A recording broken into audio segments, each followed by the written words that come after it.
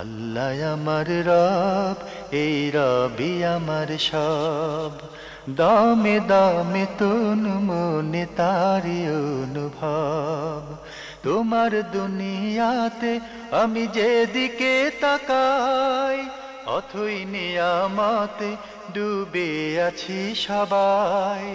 পাক পাখালির গানে শুনি তসবি কলরব, তসবি কলরব। আল্লাহ আমার রব, এই রবি আমার সব। আসসালামু আলাইকুম, আলহামদুলিল্লাহ, আসসালাতু ওয়াসসালাম আলা রাসূলিল্লাহ। প্রিয় দর্শক, আপনারা যারা দেশে আছেন প্রবাসে, সবাইকে জানাই অনেক অনেক প্রীতি ও শুভেচ্ছা। শুরু হলো এনটিভি আয়োজিত এবং লাভ হলো নিবেদিত অনুষ্ঠান আপনার জিজ্ঞাসা। আপনাদের সাথে আছি আমি জয়নুল আবেদিন আজাদ। আর আপনাদের মনে জাগা প্রশ্নের জিজ্ঞাসার জবাব দিচ্ছেন বিশিষ্ট আলেম ডক্টর মোহাম্মদ সাইফুল্লাহ। আসসালামু আলাইকুম ওয়া রাহমাতুল্লাহি ওয়া বারাকাতুহু। প্রিয় দর্শক, চলুন তাহলে জিজ্ঞাসার জগতে। শুরুতে একটি ইমেল, এটি পাঠিয়েছেন কামাল হোসেন। লিখেছেন, আমাদের দেশের মধ্যে কিছু আলেম কোরআন মাজিদের অপব্যাখ্যা করে থাকেন এবং তারা মাজারে গিয়ে মক্কা ও মদিনায় যাওয়ার বিমান টিকিট চান, আরও এরকম অনেক কথা বলেন। ইসলামের দৃষ্টিতে এগুলো কীরকম? প্রথম কথা হচ্ছে, কোরআনে কারীমের অপব্যাখ্যা করা, আল্লাহর কালামের বিকৃত অর্থ করা কুফরি। এটা সহজ বিষয় নয়। কারণ আপনি যখন কোরআনের তাফসীর করবেন, কোরআনে কোনো একটি আয়াত সম্পর্কে বলবেন, আপনি এখানে মিনিং করার সময় আপনি এটা বোঝাচ্ছেন যে এই আয়াতের মাধ্যমে, এই বক্তব্যের মাধ্যমে আল্লাহ তাআলা এই কথা বুঝিয়েছেন। যদি আল্লাহ তাআলা এই কথা বুঝিয়ে থাকেন, তাহলে আপনি আল্লাহর নামে মিথ্যাচার করলেন। কত ভয়ঙ্কর বিষয়! তাই যদি কেউ কোরআনে কারীমের অপব্যাখ্যা করেন, তিনি কিন্তু সবচেয়ে বড় জালিম, সবচেয়ে বড় অপরাধী। শিরকের পরে সবচেয়ে বড় অপরাধ হচ্ছে ওয়া আন তাকুলু আলাল্লাহি মা লা তা'লামুন, যে তোমরা আল্লাহর উপর এমন কথা চালিয়ে যাবে, এমন মিথ্যা কথা আল্লাহর নামে বলে দেবে, মা লা তা'লামুন, যে সম্পর্কে তোমরা নিজেরাই জানো না। সুতরাং এই ধরনের বক্তব্য দেওয়া একেবারেই নিষিদ্ধ। তার স্থান রাসূল সাল্লাল্লাহু আলাইহি ওয়াসাল্লাম শাস্তি বলেন নাই, বলে দিচ্ছেন যে মান তাকাওয়ালা আলাইয়া মা লাম আকুল বিহি ফালিয়াতাবাওয়া মাকআদাহু মিনান নার। সেজন্য জাহান্নামের মধ্যে তার স্থানটা নির্দিষ্ট করে নেই। জাহান্নামের মধ্যে নিশ্চিত জাহান্নামী, কোনো সন্দেহ নেই। এটি ভয়ঙ্কর অপরাধ। এটা শুধু কবিরা গুনাহ নয়, এটা কবিরা গুনাহগুলোর চেয়েও ভয়ঙ্কর অপরাধ। কোরআন এবং হাদিসের অপব্যাখ্যা করা, আল্লাহ এবং তার রাসূলের নামে মিথ্যাচার করা, যদি কেউ করে থাকেন, তিনি এই ভয়ঙ্কর অপরাধী। সেকেন্ড যে কথাটি, সেটা হচ্ছে কবরবাসীর কাছে মক্কা মদিনা জিয়ারতের জন্য টিকিট চাওয়া। প্রশ্নই আসে না। কবরবাসীর কাছে 1 টাকা চাওয়া তো জায়েজ নেই, চাওয়াটাই জায়েজ নেই। 1 টাকাও চাওয়া জায়েজ নেই। যদি কেউ কবরবাসীর কাছে দুনিয়ার কোনো কিছু চায়, আখিরাতের নয়, মানে দুনিয়ার কোনো কিছু চায়, তাহলে এটা তার জন্য হারাম। আর যদি আখিরাতের কোনো কিছু চায়, তাহলে এই কাজটি তার জন্য শিরক।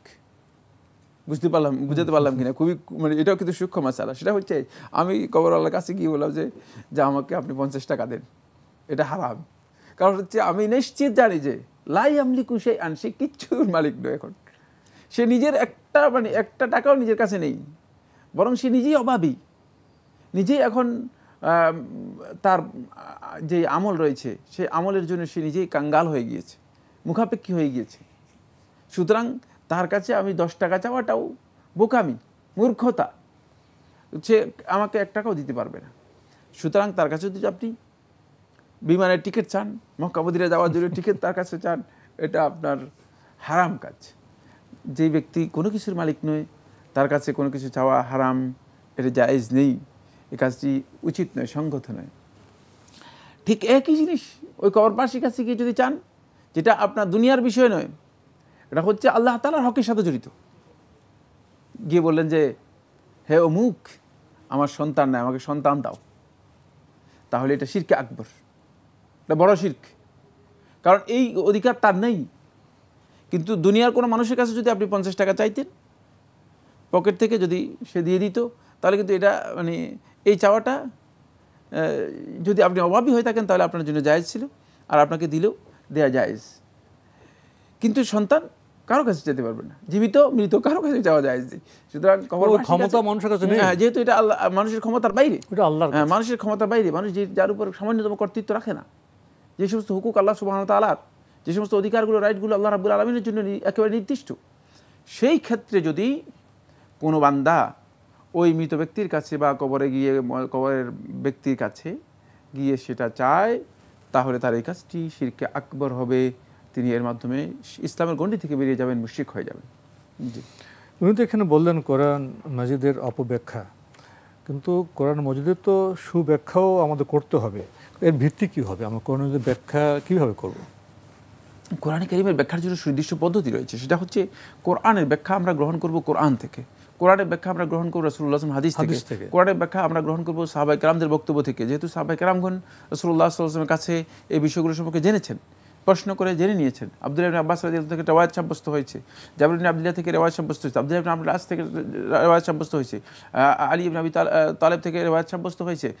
এভাবে সাহাবায়ে কেরামগণ এগুলো তাফসীর করেছেন। সেখান থেকে আমরা এই তাফসীরগুলো গ্রহণ করব, তাদের বক্তব্যের মাধ্যমে কোরআন কারীমের ব্যাখ্যা আমরা জানব। এরপরে কোরআন কারীমের ব্যাখ্যা সাহাবীদের পরবর্তী সময়ে দেখা গিয়েছে যে কোরআন কারীমের এই ব্যাখ্যাগুলো নিয়ে সাহাবীদের কাছ থেকে বিস্তারিত যারা তাবেঈ ছিলেন তারা জেনেছেন। মুজাহিদ ইবনে জবর রাহমাতুল্লাহ আলাইহি বলেন, আব্দুল্লাহ ইবনে আব্বাস রাদিয়াল্লাহু আনহুর কাছে আমি কোরআনের প্রথম থেকে আরম্ভ করে শেষ পর্যন্ত 6 বার, সহিহ যে পরম্পরাটা আছে, পরম্পরা যেতে হবে, যে 6 বার আমি পুরা কোরআনের প্রথম থেকে শেষ পর্যন্ত আমি পড়ে পড়ে শুনিয়েছি। মা মিন আয়াতিন মাররাইতু বিহা, যে প্রত্যেকটা আয়াত যেটা দিয়ে আমি অতিক্রম করে গিয়েছি, আমি জিজ্ঞেস করেছি এখানে আল্লাহ তাআলা কি বুঝিয়েছেন, এখানে কি বোঝানো হয়েছে। প্রত্যেকটি আয়াত সম্পর্কে আব্দুল্লাহ ইবনে আব্বাস রাদিয়াল্লাহু আনহুর কাছে জিজ্ঞেস করে জেনে নিয়েছি। বোঝা গেল যে কোরআন কারীমের আয়াতের তাফসীরগুলো সাহাবায়ে কেরামগণ বলেছেন, সাহাবায়ে কেরামদের বক্তব্য থেকে জানা হয়েছে। সুতরাং আন্দাজের উপর, ধারণার উপর ভিত্তি করে, উনি বলেছেন, মুরব্বি বলেছেন, ধারণার উপর ভিত্তি করে কোরআন কারীমের তাফসীর করা যাবে না। যদি কেউ করেন তাহলে তিনি বিভ্রান্ত হবেন। এক্ষেত্রে যেহেতু কোরআন কারীম আরবি ভাষায় অবতীর্ণ হয়েছে, সেক্ষেত্রে আরবি ভাষার সহযোগিতা নিতে পারবেন। কিন্তু আমি বলেছি সহযোগিতা নিতে পারবেন, আরবি ভাষার বক্তব্যের সাথে কোরআনে কারীমের মূল থিমের সাথে যদি সাংঘর্ষিক হয়ে যায়, তাহলে কোরআনে কারীম যেদিকে ইঙ্গিত করেছে সেদিকেই যেতে হবে। যেমন আসসালাহ আরবি ভাষাতে বোঝানো হয় তাকে অনেক অর্থে, তোর মধ্যে মৌলিক অর্থ হচ্ছে দোয়া, কিন্তু কোরআনে কারীমের মধ্যে সালাতের একটা সুনির্দিষ্ট পরিভাষা ব্যবহার করা হয়েছে। সুতরাং কেউ যদি বলেন যে না, সালাত বলতে আসলে এখানে সালাতে যে কাঠামো এটা বোঝানো হয় নাই, শুধুমাত্র যে কোনো দোয়াকে বোঝানো হয়েছে, তার এই বক্তব্য সেখানে গর্হিত হবে, নিষিদ্ধ বা হারাম হবে। প্রিয় দর্শক, আমরা খুবই গুরুত্বপূর্ণ বিষয়ে অবগত হলাম। আমাদের হাতে আরও একটি ইমেল পাঠিয়েছেন শাহরুখ হোসেন তন্ময়। আপনার আগের ইমেল আপনার আরও কিছু প্রশ্ন রয়ে গিয়েছিল। আপনি লিখেছেন, নাসিবি সম্প্রদায় কি মুসলিম? হাজ্জাজ বিন ইউসুফ কি নাসিবি ছিলেন? হ্যাঁ, তারা মুসলিম ছিল, কিন্তু তারা আকীদাগত দিক থেকে বিভ্রান্ত, পথভ্রষ্ট এবং ফিতনায় নিমজ্জিত ছিল। এগুলো দীর্ঘ ব্যাখ্যা রয়েছে। আমি যে 3টি শব্দ ব্যবহার করেছি, 3টি শব্দের দীর্ঘ ব্যাখ্যা রয়েছে, কিন্তু আমি সংক্ষিপ্ত এই প্রশ্ন উত্তরের মধ্যে এই কথা এত বিস্তারিত ব্যাখ্যা করব না। তাদের কি মূল আকীদা ছিল, তাদের মূল যেই উসুলুল মুতাকাদাত ছিল, সেটা হচ্ছে তারা আলী ইবনে আবি তালেব রাদিয়াল্লাহু তাআলার সাথে শত্রুতা পোষণ করত, বিরোধিতা করত। তাদের এই ধারণা ছিল যে আলী ইবনে আবি তালেব রাদিয়াল্লাহু তাআলা পথভ্রষ্ট এবং বিভ্রান্ত ছিলেন। ফলে আলী ইবনে আবি তালেব রাদিয়াল্লাহু তাআলার সাথে তাদের বড় ধরনের শত্রুতা তৈরি হয়, বিরোধিতা করে। এক পর্যায়ে তাদেরই একটি গ্রুপ আলী ইবনে আবি তালেব রাদিয়াল্লাহু তাআলা সহ তার পরবর্তী হাসান ইবনে আলী রাদিয়াল্লাহু তাআলা, তার পরবর্তী হোসেন ইবনে আলী রাদিয়াল্লাহু তাআলা, এদের সাথে একটা নিয়মিত দুশমনি শুরু করে। তাদের আকীদাগত যে বিভ্রাটগুলো ছিল, সেই বিভ্রাটগুলোর অন্যতম বিভ্রাট হচ্ছে এই, তারা গুনাহ করলেই সে ব্যক্তিকে ইসলাম থেকে খারিজ মনে করত, যেটি সত্যিকার আহলে সুন্নাত ওয়াল জামাত খুব চরমপন্থী। সেই এই ইসলামী আকীদার সাথে আহলে সুন্নাত ওয়াল জামাতের আকীদার সাথে এটি সবচেয়ে বড় সাংঘর্ষিক একটি আকীদার বিষয়, সাংঘর্ষিক একটা আকীদার বিষয় ছিল। হাজ্জাজ ইবনে ইউসুফ এই দলের অন্তর্ভুক্ত ছিল না। হাজ্জাজ ইবনে ইউসুফ এই দলের অন্তর্ভুক্ত ছিল। হাজ্জাজ একজন দুর্ধর্ষ এবং হিংস্র প্রকৃতির মুসলিম ছিল, জ্ঞানী এবং বিচক্ষণ, ভালো মানের উপস্থাপক ছিল। তার বক্তব্যগুলো যদি আমরা দেখি তাহলে আমরা বুঝতে পারবো যে কত বড় জ্ঞানের অধিকারী ছিল, কিন্তু সে খুবই হিংস্র প্রকৃতির ছিল। তার কোনো বিষয়ে যদি কেউ দ্বিমত পোষণ করত, তাকে সে আর মানে অবকাশ না দিয়েই তরবারি দিয়ে সমাধান করে দিত। এটা বর্তমান সময়ের পরাশক্তির মতো। তো এই কারণেই হাজ্জাজ একদিক থেকে সে আসলেই ভিন্ন বিভ্রান্ত একটি অবস্থানে ছিল। তবে ব্যক্তি হিসেবে কিন্তু হাজ্জাজ ইবনে ইউসুফ আস-সাকাফি তিনি নাসিবী ছিলেন না, এবং তার যাদের সাথে সম্পর্ক ছিল, মানে তিনি পরবর্তী সময় যখন মক্কার গভর্নরের দায়িত্ব গ্রহণ করেন এবং আব্দুল্লাহ ইবনে জুবাইরের সাথে তার যে সংঘর্ষ হয়, মানে এই সময় তিনি কিন্তু তখনকার সময়ে যারা রাষ্ট্রীয় ক্ষমতায় ছিল তাদেরই মানে অনুসারী ছিলেন, তাদের পক্ষেই তিনি যুদ্ধ করেছিলেন। তবে এই সময়ে এমন এক কঠিন ফিতনা ছিল যে এই ফিতনায় আসলে সত্যিকারভাবে হক এবং বাতিল এমনভাবে মার্জ হয়ে গিয়েছিল যে, যেমন কখনো কখনো রাত্র এবং দিন, মানে রাত্রির কিছু অংশ দিনের মধ্যে ঢুকে যায়, দিনের কিছু অংশ রাত্রের মধ্যে ঢুকে যায়, বোঝা যায় না যে এখন রাত না দিন। এই ধরনের অবস্থা তৈরি হয়ে গেছে, সত্য সঠিক উপলব্ধি করা খুব কঠিন হয়ে গেছিল, ভয়ঙ্কর একটা অবস্থা তৈরি হয়ে গেছিল। একটি কথা বলি, সেটা হচ্ছে অবস্থাটা এমন ছিল যে হত্যাকারী তিনি জানতেন না আসলে কেন হত্যা করতেছে। সেটা তিনি মনে করতেছেন যে তিনি আলাল হক, তিনি হকের উপর প্রতিষ্ঠিত, এবং তার সাথে মানে সহি নির্দেশনা তার সাথে রয়েছে। আর নিহত ব্যক্তি তিনিও জানতেন না তাকে কেন হত্যা করা হচ্ছে। তিনি মনে করতেছেন যে তিনি হকের উপর রয়েছেন, এবং যারা হত্যা করতেছে তারা তাকে হত্যা করতেছে অন্যায়ভাবে, জুলুম করতেছে। ফলে এই বিষয়টি যখন পরবর্তী সময়ে মানুষের কাছে স্পষ্ট হয়েছে, যখন অন্ধকার দূর হয়ে গিয়েছে, আলো এসে গিয়েছে, তখন প্রচ্ছন্নতা দূর হওয়ার পর মানুষের কাছে ক্লিয়ার হয়েছে যে না, এখানে আসলেই যে অন্ধকারাচ্ছন্ন অবস্থা ছিল, এই কাজটি হকের ক্ষেত্রে এদের অবস্থানটা সঠিক ছিল, এদের অবস্থানটা সঠিক ছিল না। কিন্তু এটা আল্লাহ রাব্বুল আলামিনই জানেন তাদের ব্যাপারে আল্লাহ সুবহানাহু ওয়া তাআলা কি ফয়সালা করবেন। এক্ষেত্রে শেখুল ইসলাম ইবনে তাইমিয়া রাহমাতুল্লাহ বলেন, আহলুস সুন্নাত ওয়াল জামাতের উলামায়ে কেরামের বক্তব্য হচ্ছে যে তারা এই বিষয় নিয়ে অনেক ঘাটাঘাটি, অনেক আলোচনা না করে, আলোচনা সমালোচনার ঝড় না তুলে শুধুমাত্র এই বিষয়ে তাওয়াক্কুফ করবেন, চুপ থাকবেন, মন্তব্য করবেন না। মন্তব্য করা আমাদের প্রয়োজন নেই, কারণ আমরা প্রত্যেকটা বিষয়ে আমাদের মন্তব্য করতে হবে, এটা আমরা বাধ্য নই, এখানে আমাদের বাধ্যতা নেই।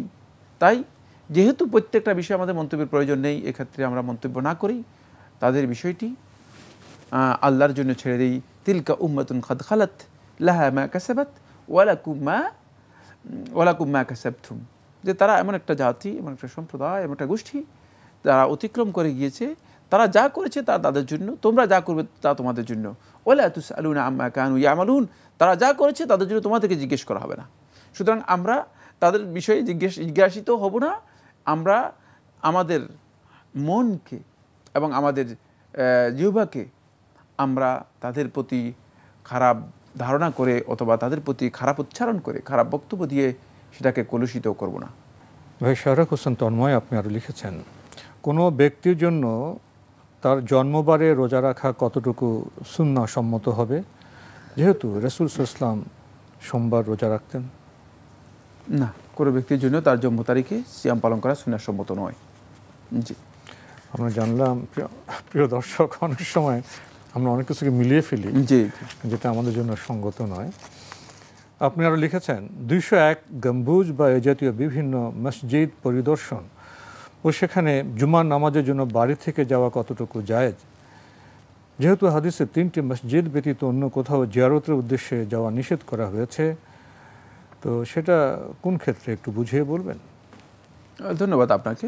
201 গম্বুজ মসজিদ, 60 গম্বুজ মসজিদ, এই ধরনের মসজিদে যাওয়া শুধুমাত্র দেখার জন্য, পরিদর্শনের জন্য, এটি জায়েজ, হারাম, নিষিদ্ধ বিষয় না।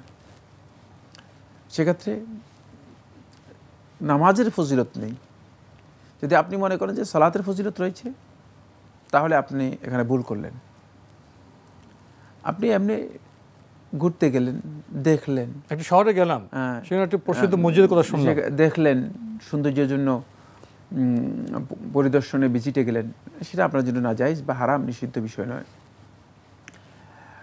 যে 3টি মসজিদের কথা বলা হয়েছে সেটা হচ্ছে শুধু জিয়ারত নয়, এটা হচ্ছে তাফদীলের জন্য, ফজিলতের জন্য যাওয়া। সেখানে ফজিলতের, অতিরিক্ত ফজিলতের জন্য যাওয়া।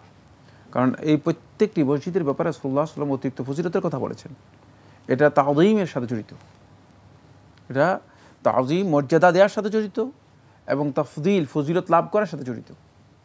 তাই এই 3টি এর ক্ষেত্রে আপনি যদি সফর করেন শুধুমাত্র ইসলামী শরীয়তের মধ্যে এই 3 তাফদীলের জন্য, ফজিলতের জন্য, শ্রেষ্ঠত্ব এবং মর্যাদার জন্য, এই 3 জায়গা ছাড়া আর কোথাও সফর করা আপনার জন্য অনুমোদন নেই।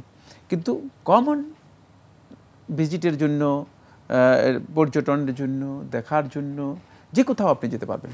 এটি ইসলামী শরীয়তের মধ্যে ফজিলতের জন্য ওই 3 মসজিদ নির্দিষ্ট, ওই 3টি মসজিদ নির্দিষ্ট। সেটি ফজিলতের ক্ষেত্রে বলা হয়েছে, ফজিলতই এর মধ্যে সীমাবদ্ধ থাকবে। সে 3টি মসজিদের নাম বলবেন? হ্যাঁ, সেটা এটা খুবই পরিচিত বিষয়। একটা হচ্ছে মসজিদ হারাম, আর একটা হচ্ছে মসজিদ নবী সাল্লাল্লাহু আলাইহি ওয়াসাল্লাম, নবী সাল্লাল্লাহু আলাইহি মসজিদ, আর হচ্ছে মসজিদুল আকসা, এটাকে বাইতুল মুকাদ্দাস মসজিদ বলা হয় থাকে। সবশেষে আপনি লিখেছেন, কাউকে শুভ জন্মদিন বা শুভ নববর্ষ এভাবে শুভেচ্ছা জানানো কতটুকু ইসলাম সম্মত, আর যদি কেউ শুভেচ্ছা জানায় তাহলে কি করণীয়? প্রথম কথা হচ্ছে এটি ভিন্ন কালচারের সাথে জড়িত। যদি আপনি ওই রীতিকে অনুসরণ করেন তাহলে আপনি মিসগাইডেড হয়ে গেলেন, পথভ্রষ্ট হয়ে গেলেন। এমনি কাউকে দোয়া করা যেতে পারে, কিন্তু আপনি যে পদ্ধতিতে বলেছেন এই পদ্ধতি ইসলামে নেই। শুভ জন্মদিন, শুভ এগুলো আমাদের কালচারের সাথে আসে না। কিন্তু কোনো ব্যক্তিকে তার জন্মদিন উপলক্ষে বারাকাল্লাহু ফিকুম, তার জন্য দোয়া করা যেতে পারবে, আতাল্লাহু উমুরাকুম, যে আল্লাহ সুবহানাহু ওয়া তাআলা তোমার হায়াত বৃদ্ধি করে দিক, তার কল্যাণ কামনা করেন, সেটা নাজায়েজ নয়। বাকি কেউ যদি আপনাকে এই ধরনের কথা বলে থাকে, তাকে আপনার এর জন্য রিপিট করার কোনো প্রয়োজন নেই, ইসলামী শরীয়তের মধ্যে এই বিষয়গুলো আমাদেরকে এইভাবে নির্দেশনা দেওয়া হয়নি।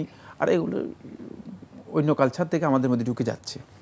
আমরা যেহেতু বিভিন্ন মাল্টিকালচারের সাথে আমরা এখন পরিচিত হচ্ছি, ফলে অনেক জিনিস আছে আমরা মানে বস্তা পচা, পুরাতন, তারপরে একেবারেই মানে ব্যাকডেটেড, যেগুলো মানে অতিক্রম করে গেছে, সময় চলে গিয়েছে, এরকম জিনিসও এখন আমাদের মধ্যে ঢুকানোর জন্য আমরা খুব তাড়াহুড়া করতেছি, দৌড়াদৌড়ি করতেছি। এই কারণে এই ধরনের কিছু জিনিস আছে যেগুলো আমাদের মধ্যে ঢুকে যাচ্ছে, আমাদের অগোচরে হতে পারে, আবার কারো কারো মানে জানার মাধ্যমেই হচ্ছে, আবার কেউ কেউ এটাকে প্রগতিও মনে করতেছেন। এগুলো আসলে কিছুই না। ইসলাম এই ক্ষেত্রে, ইসলামী নির্দেশনা হচ্ছে কারো যদি কোনো কল্যাণ কামনা করি তাহলে আমরা তার জন্য দোয়া করব।